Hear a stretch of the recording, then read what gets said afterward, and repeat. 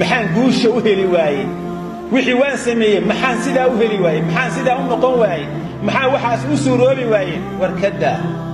ilmaha caawa dhashay subaxii ma ciidamiyo islaan intay caawa u mushay ilmaheedii aroortii adeegaya weligaa maaragta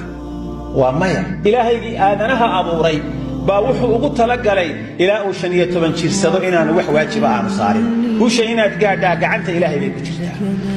marna way soo hormari kartaa mar way dib dhici kartaa mar meel dhexe ka iman kartaa waa inaad ogaataa adigu waxaad fartoon tahay